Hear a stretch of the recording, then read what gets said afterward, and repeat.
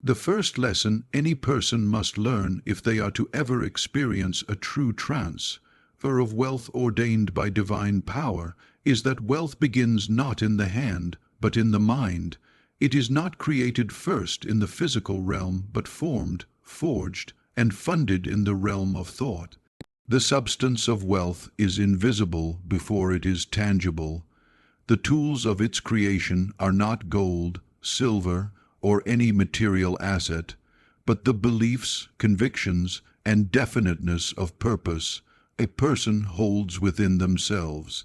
You must first see yourself as a steward of abundance before your hands ever touch it. No man can rise above the image he holds of himself. If your self-image is shaped by limitation, poverty, or fear, then no matter how much wealth is placed into your hands, it will soon flee like dust through an open window. The great tragedy is that many men and women are waiting for wealth to show up in their lives before they believe they are worthy of it. They want the evidence of abundance before they believe in the possibility. But belief is the cause, evidence is the effect. The mind that sees only what is will never command what can be. If you wish to receive wealth that flows from the hand of God, you must first align your inner world with His vision for you. What you believe about wealth, about yourself, and about your purpose determines the size of the vessel you bring to the table.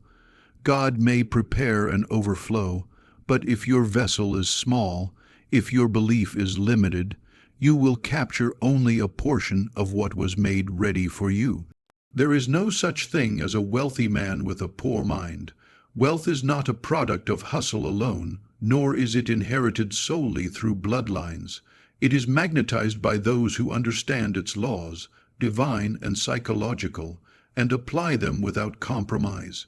A man with a prosperous mind can lose all he has, and yet build again from the ashes because he never lost the true source of wealth, his internal state.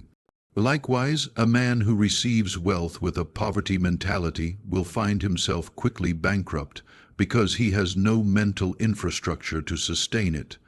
You must ask yourself, what images do I hold in my mind daily?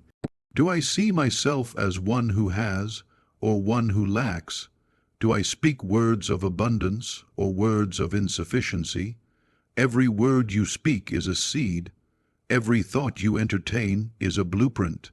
If you constantly rehearse fear, if you dwell on debt, if you repeat narratives of failure and limitation, then you are programming your mind to reject the very thing you pray for. You cannot say with your mouth, God is my provider, and then think with your mind, but I'll never have enough. The transfer of wealth is spiritual before it is financial. It is mental before it is material. If you desire to see change in your bank account, first change your belief system. Renew your mind, not just with affirmations, but with alignment to divine principles. Understand that you are not merely a creature of circumstance. You are a co-creator with the divine. The power that formed the galaxies also breathes within you. That power responds not to desperation, but to faith. It is faith that forms the architecture of wealth before it arrives. Faith activates strategies. Faith opens doors. Faith downloads solutions. When your mind is convinced that you are a rightful heir to abundance, you begin to act differently. You walk into rooms with authority. You make decisions with clarity. You pursue opportunity with diligence, not from fear of lack, but from certainty of provision. No great enterprise was ever built by someone who doubted their ability to succeed. The marketplace is not just a financial battleground. It is a mental one. The man who controls his thoughts controls his outcomes. That is why the enemy of your soul attacks your mind first. If he can make you believe you are small, incapable, undeserving, then he has already robbed you before you even touched a dollar.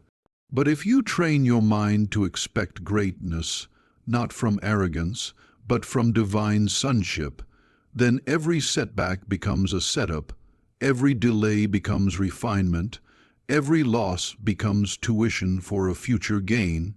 This is not to say that mindset alone brings wealth. Action is necessary, strategy is vital, work is holy, but it is the mind that directs the labor. A confused mind builds a confused life. A disciplined, clear, focused mind builds a legacy. Before God places treasure in your hand, He watches what you do with treasure in your heart. Do you hoard ideas out of fear? Or do you invest in others, share your knowledge, give generously even when little is in your hand? Your attitude toward non-monetary wealth is a test. Can you handle the invisible before you're trusted with the visible?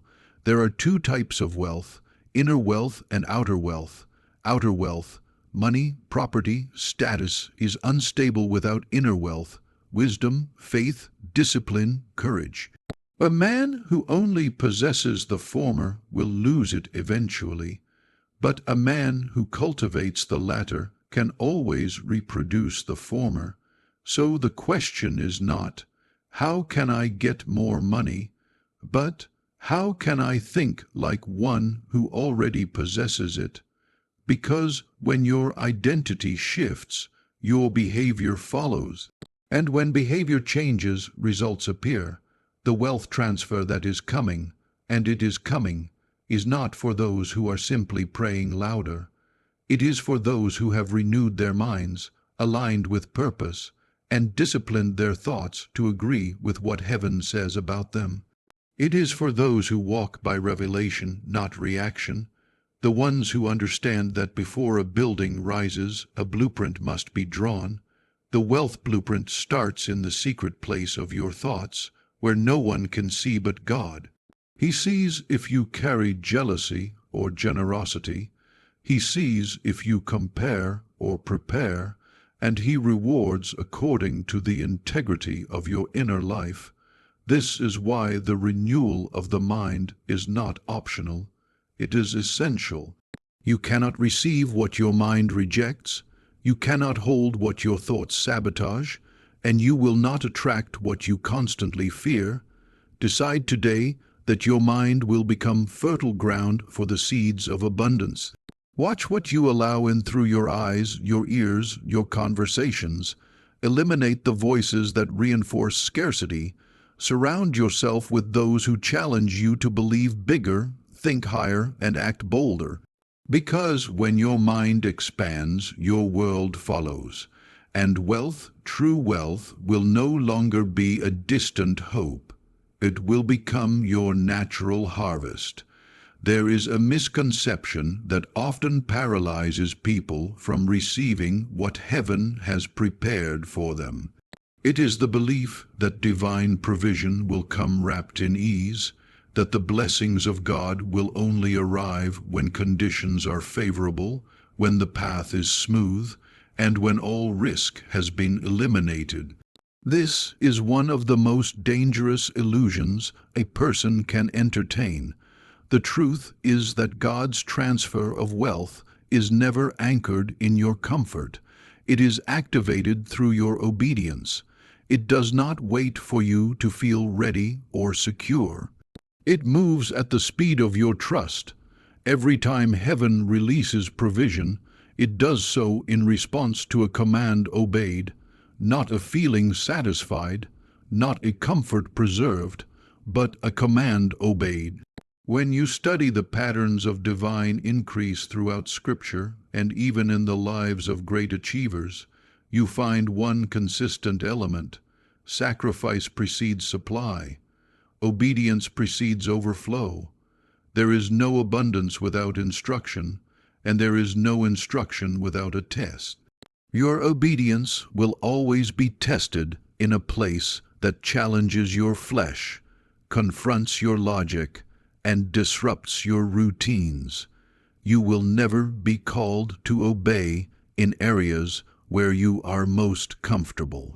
That is not obedience, that is convenience. God's system of wealth transfer is designed to bypass the logic of man so that no one may boast in their own ability. If you could reason your way into divine abundance, you would not need faith. But obedience demands faith. It demands movement when you don't have all the answers. It requires action before there is assurance.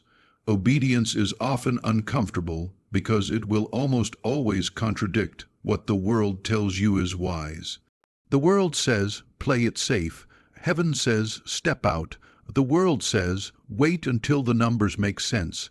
Heaven says, move when I say move. The world says, build when everything is lined up. Heaven says, build even if you're still waiting for the rain. And this is the dividing line. Many people miss their moment of divine wealth transfer because they were waiting for confirmation that came through feelings, not faith. But feelings are unreliable allies in the journey of obedience. They fluctuate, they lie, they are shaped by fear, culture, fatigue, and comfort. Obedience must rise above feeling. It must be rooted in conviction, clear, unshakable conviction that if God has spoken, your response is yes, no matter the cost. There are men and women sitting on wealth that belongs to them, but they are unwilling to obey the last instruction God gave. They are praying for provision while ignoring the prerequisite. They are asking for the harvest while refusing to sow the seed. They want divine supply, but remain disobedient to the divine strategy. And so the transfer is delayed, not because God is withholding, but because they have not aligned their actions with His instructions. Obedience is the door, it is the trigger, it is the legal access point through which heaven moves. You cannot bypass it. You cannot substitute it with more prayer, more emotion, or more intellectualism. The instruction you are willing to obey determines the level of provision you are prepared to receive. Look at every major breakthrough in spiritual history, and you will find obedience at its root. Abraham left his homeland, not because it was easy, but because he was commanded. That single act of obedience positioned him to become the father of nations. Noah built a boat in the middle of dry land, not because he understood the assignment fully, but because he obeyed. That act preserved his family and the future of humanity. Peter cast his net again after a night of failure, simply because Jesus said so. That moment of trust led to a catch so large it nearly sank his boat. These are not stories of comfort. They are stories of radical, sometimes inconvenient obedience that unlocked divine supply. You cannot claim the promises of obedience while walking in the habits of comfort. The two do not coexist. Comfort clings to the familiar. Obedience chases the voice of God into the unfamiliar. Comfort prefers safety. Obedience embraces risk. Comfort waits for perfect timing. Obedience responds to divine timing, even when it interrupts your plans. The wealth transfer that is coming is not for those who are simply talented or even well-meaning. It is for those who can be trusted to follow instructions, even when those instructions make no earthly sense. Obedience is proof of trust, and trust is the foundation of stewardship. God does not bless disobedience, no matter how sincere you may be. Sincerity without obedience is still rebellion. Good intentions without action are still disqualification. If you are believing for God's wealth transfer in your life, whether financial, relational, or spiritual, you must examine the last directive He gave you. Did you follow it? Did you act on it? Or are you waiting for a more comfortable opportunity? Delayed obedience is disobedience in disguise. It robs you of momentum, it forfeits favor, and it desensitizes you to the urgency of divine timing. Many people are praying for new instructions, but God is silent, not because He has nothing to say, but because He's still waiting for you to act on what He already said. This is a test, always a test. And God does not promote those who fail to act on His word. You may be next in line, but your obedience determines whether you are ready. That wealth you seek has been prepared, the door has been unlocked. But you must walk through it. Obedience is the motion that activates manifestation. It is not enough to believe, it is not enough to hope. Faith without works is dead, and the works God demands are often uncomfortable. They will cost you your pride. They will stretch your understanding. They will often isolate you from the crowd. But they will qualify you for what the crowd will never touch: supernatural supply. And so you must decide, will you remain in the safety of your current routine, or will you move when the voice of God calls you forward? Will you stay planted in the familiar, or will you trust the one who sees the end from the beginning? Every opportunity for obedience is a moment of potential wealth transfer. It is your chance to prove to heaven that you are not just a hearer of divine instruction, but a doer, and those who do receive, not because they are lucky, not because they are favored above others, but because they obeyed when it was hardest to do so, because they honored the voice more than the cost, because they said yes when everything in them screamed no. That kind of obedience moves mountains. That kind of obedience shifts destinies. That kind of obedience unlocks wealth that no man can take away. There is a rhythm to the universe that is not governed by clocks or calendars, but by divine timing. It moves independently of your ambitions, unaffected by your deadlines or schedules. It is orchestrated by the hand of God, who sees the end from the beginning, who knows the full tapestry while you only see a thread. And in the pursuit of wealth, purpose, or advancement, many fall into the trap of trusting their own plans over the rhythm of heaven.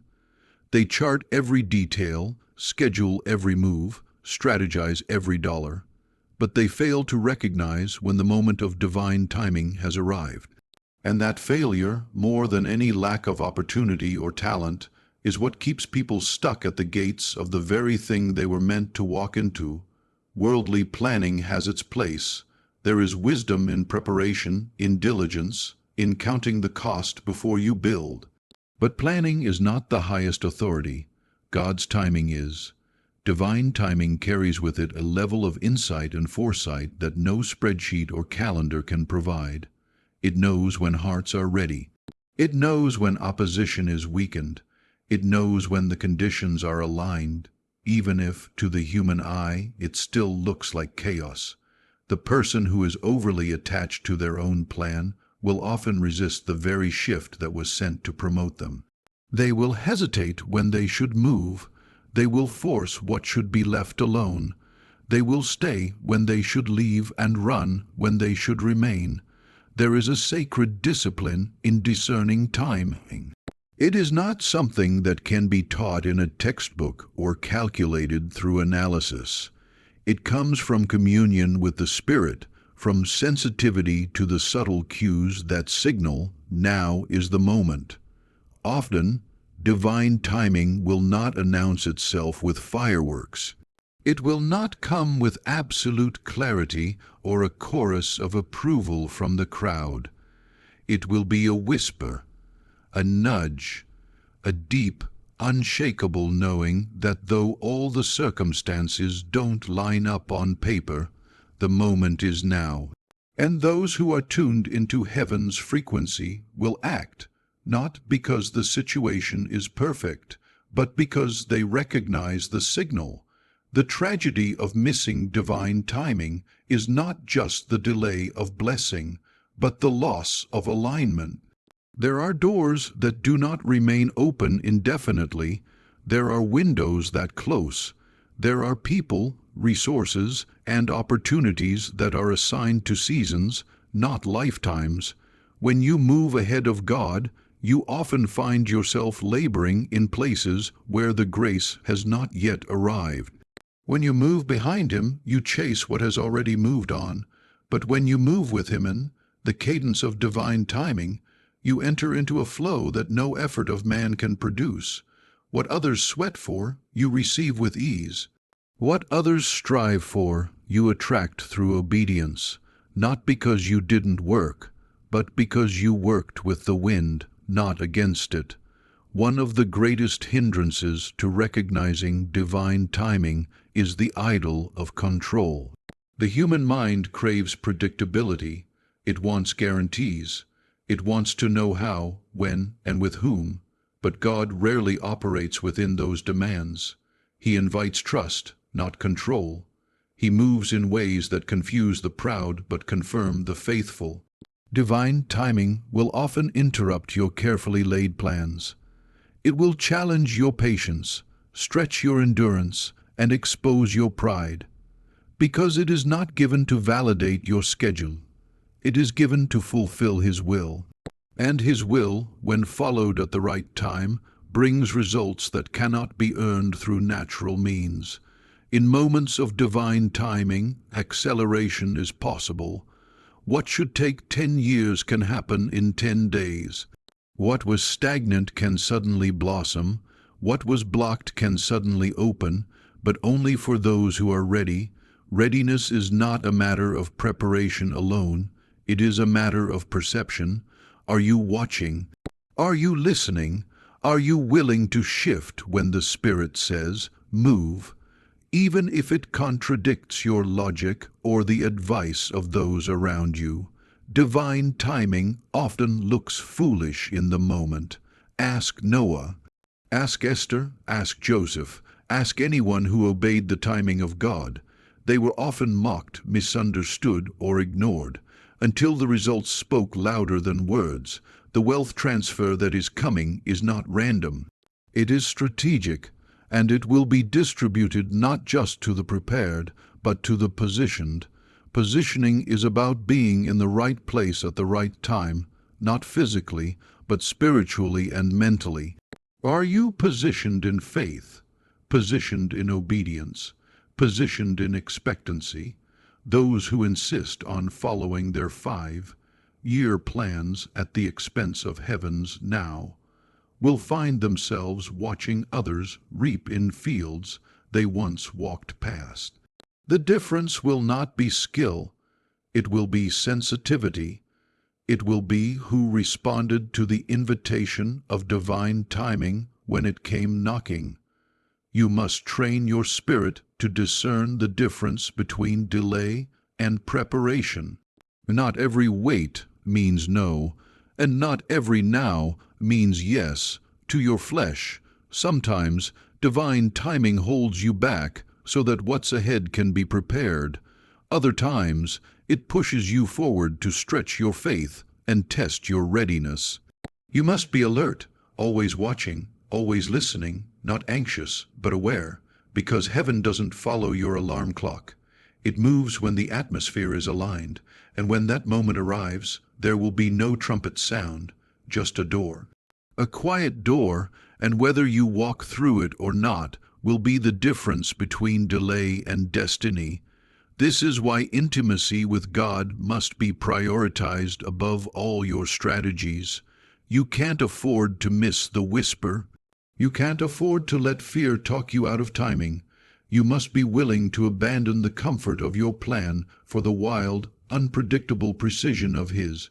You must stop asking, "Is it safe?" and start asking, "Is it time?"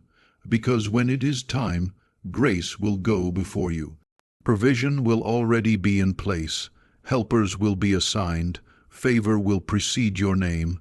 But if you miss the moment, if you let logic override revelation, you may find yourself circling the same mountain again, not because God said no, but because you didn't move when He said yes. Those who walk in divine wealth are not just givers and workers. They are discerners. They are watchers on the wall, sensitive to the sound of shifting seasons. They are not reactive. They are responsive. They understand that one moment of timing can produce more than a decade of hustle. They live not by impulse, but by instruction, and that instruction is only useful if obeyed on time, because in the kingdom, timing is not just a detail, it's the whole strategy. Every individual walking the earth has been sent here on purpose, for a purpose. You are not here by accident, and your provision is not random. There is a divine order to everything that has been placed within you. Your gifts, your passions, your burdens, your ideas, your voice, your mind. These are not just personality traits. They are clues. They are signals that point directly to your God, or ordained assignment. And your assignment is the key to your portion. Until you discover and commit to it, you will spend your life chasing the wrong harvest, toiling in unfamiliar soil, and wondering why the blessings never seem to stick. The wealth transfer you are waiting for is tied directly to your assignment, not your ambition. People spend years trying to mimic the calling of others, convinced that success lies in the imitation of what appears to be working for someone else. But the anointing does not flow through imitation. It flows through obedience to your specific call. You cannot receive the provision of another man's purpose. You may admire it. You may even attempt to duplicate the strategy, but heaven only funds what it assigns. If you're trying to prosper in a lane God never called you to, you will always find yourself frustrated, under-resourced, and burned out. Because while the path may look right, the grace isn't there. The favor isn't there. The divine backing is missing. God is only obligated to support the blueprint He designed, not the one you downloaded from comparison. The reason your assignment is critical is because your provision has already been preloaded into it. The ideas you need, the people you're called to impact, the partnerships that are meant to lift you, the resources that will flow to you, all of it is attached to the path you were born to walk. Your assignment determines your access. When you say yes to your divine assignment, you activate a system of supernatural alignment that man cannot replicate. You begin to encounter coincidences that are not coincidences at all, divine appointments, sudden breakthroughs, favor in unexpected places. These are not the result of luck or hustle. They are the natural outworking of walking in sync with your assignment. The problem is that assignments are often uncomfortable. They require stretching. They demand faith. They rarely look glamorous at the beginning. In fact, the early stages of a divine assignment often feel obscure and thankless. But this is where the testing occurs. Will you stay faithful when no one applauds? Will you persist when the results are slow? Will you continue when doors remain closed? These questions separate the called from the committed. Everyone wants the crown, but few want the cross that precedes it. And yet, without the cross, without the burden of assignment, you cannot qualify for the crown of provision. One of the most dangerous traps in life is the pursuit of success without purpose. You can build an empire, gain applause, accumulate wealth, and still feel bankrupt because your soul knows when you're out of position. Your assignment is not just what you do, it's who you're becoming while doing it. It shapes you, refines you. It teaches you how to trust, how to persevere, how to forgive, how to lead, how to serve. It forces you to lean into God's strength instead of your own. And in that place of dependence, you find out that the true reward of the assignment is not just the provision, it's the transformation. When you commit to your assignment, you stop competing, you stop comparing. You stop needing external validation because you know you're in the flow of heaven's agenda. And in that flow, provision becomes inevitable, not instant, but inevitable, because God is not a man that He should lie. If He called you, He has already made the way. Your job is not to figure it all out, but to remain faithful, consistent, and available, to show up, to say yes, to give your best to the field you've been assigned, even if it looks smaller than someone else's. Because there is no small field in the kingdom, only small perspectives. What looks insignificant to man may be the exact gateway to multiplied impact. You must understand this. Your assignment will always involve people. You are not called to success in isolation. Your gifts are meant to serve others, and in serving others, your portion is released. That's why selfish ambition always runs dry. It takes, but does not multiply. Your portion grows in the place of giving, giving your mind, your hands, your creativity, your voice, your solutions. Your wealth will flow in direct proportion to the problems you solve, but you can only solve the problems you were born to address. And those problems are found within your assignment. If you want greater provision, ask, whose burden am I designed to lift? That question will unlock more than money. It will uncover meaning. Too many people ask for increase without understanding responsibility. But your assignment carries weight. The more you're called to steward, the more you must be trusted to obey. God will not pour out increase where there is no structure, no maturity, no discipline. That's why some doors delay, not because you're denied, but because you are not yet ready. And God, in His mercy, holds it back until you grow into it. Your growth is your preparation. Every test, every disappointment, every dry season is designed to shape the character required for your next level. Do not despise it. Embrace it. Learn quickly. Obey thoroughly. The faster you mature, the faster your assignment unlocks new doors. There is no neutral ground in assignment. You are either walking toward it or away from it. And with every step, you are either qualifying for your portion or forfeiting it, not because God is cruel, but because heaven respects order. Your portion does not chase you.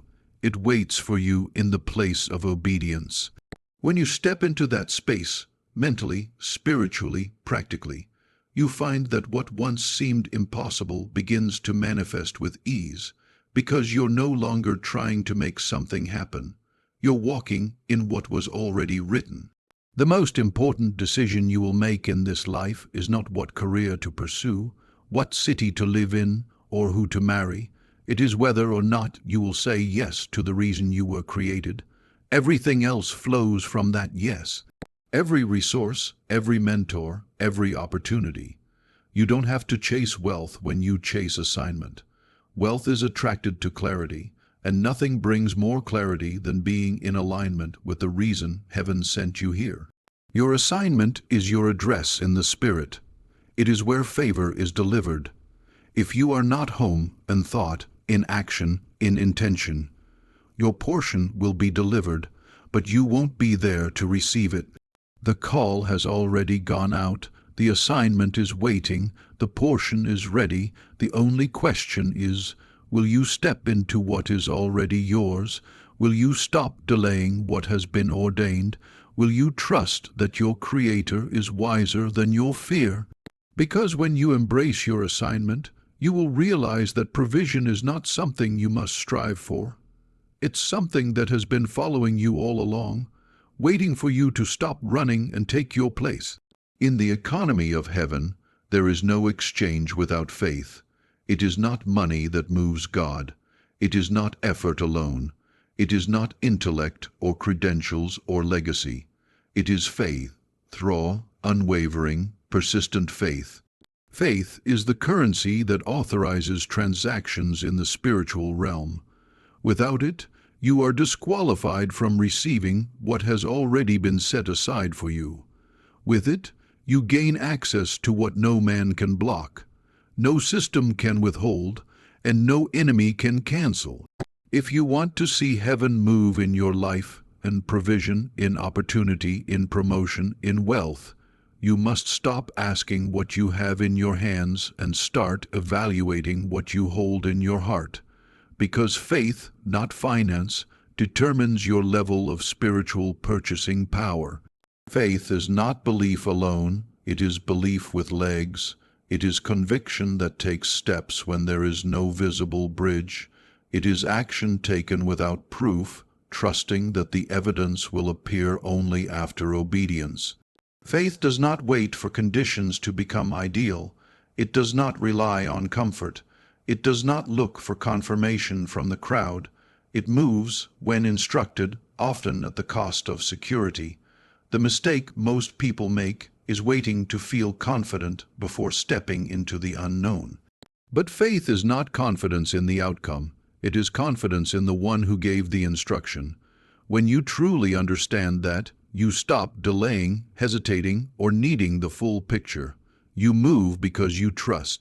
You act because you believe, and in that action, transactions are triggered. Every spiritual breakthrough begins as a faith transaction. The woman with the issue of blood didn't wait to be healed before touching Jesus. She touched him believing that healing was the result. Her faith pulled power out of divinity. Faith places a demand on heaven that nothing else can. It is a supernatural key that unlocks what prayer alone cannot. It's not because faith earns, it's because faith aligns. Faith positions you for what grace has already provided. You cannot earn miracles.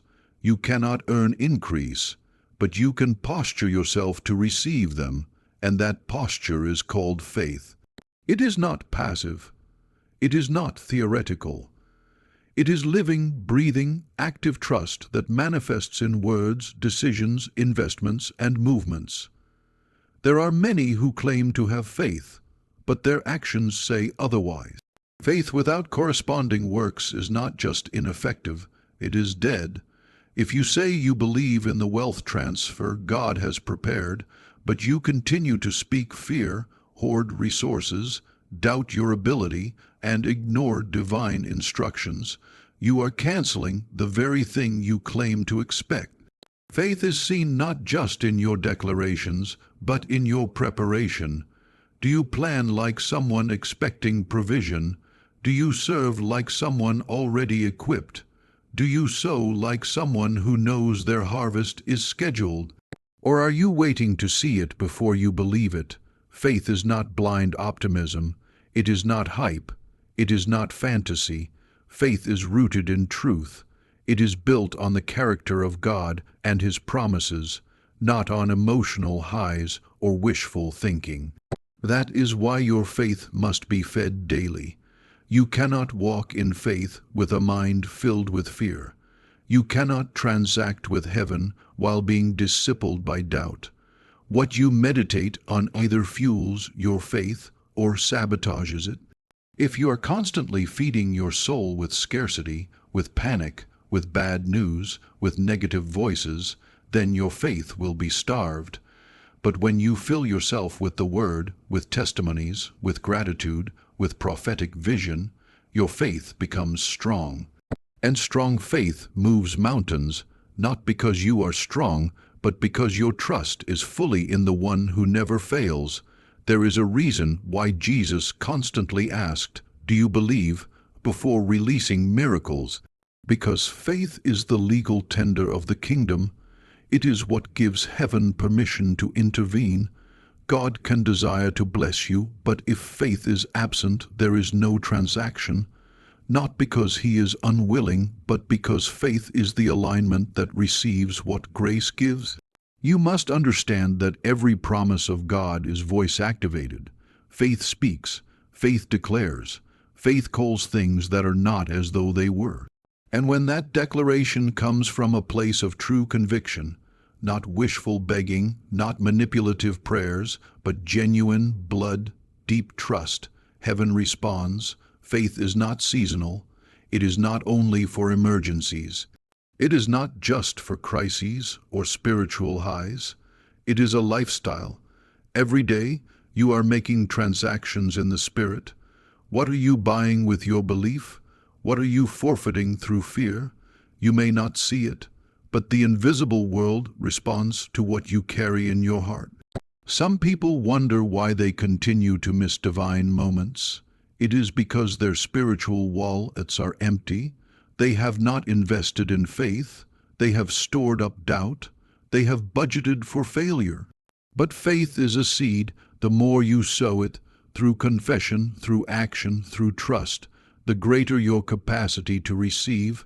The wealth that is being released in this hour is not for the double-minded. It is not for the skeptical.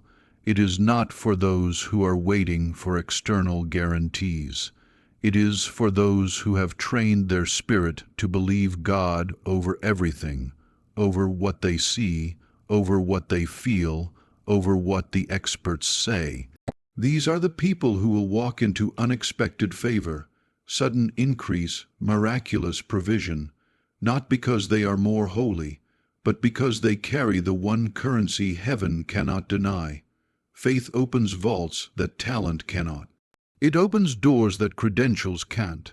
It cancels debts, reroutes systems, and rewrites timelines. Faith does not respect odds. It overrides them, and here is what most don't realize. Faith is always being tested. Every delay, every setback, every no, is an opportunity to invest again in trust. Will you still believe when the answer hasn't come? Will you still declare when the evidence disappears? Will you still obey when it costs you something? This is the crucible where mature faith is formed, and mature faith always yields a return, maybe not immediately, maybe not in the way you expect, but without fail, it brings back a harvest, because God cannot be mocked. What you sow in faith, you will reap in provision. There is no transaction more costly than unbelief. It robs you silently. It steals what could have been yours. It delays what was already released. And the worst part is, you won't even know what you missed, because faith is required to see it in the first place. That's why the enemy doesn't need to steal your opportunities. He just needs to erode your faith. If he can make you doubt, hesitate, or shrink back, he has already disqualified you from the exchange. But when your faith is alive, stubborn, bold, anchored, you become unstoppable, not because of who you are, but because of what you carry. Faith. So the question is not, do you have enough money, or do you have enough time, or do you know the right people? The only question that matters is, do you believe? Because belief, true belief, creates movement. And movement in the direction of God's word releases what was already prepared for you.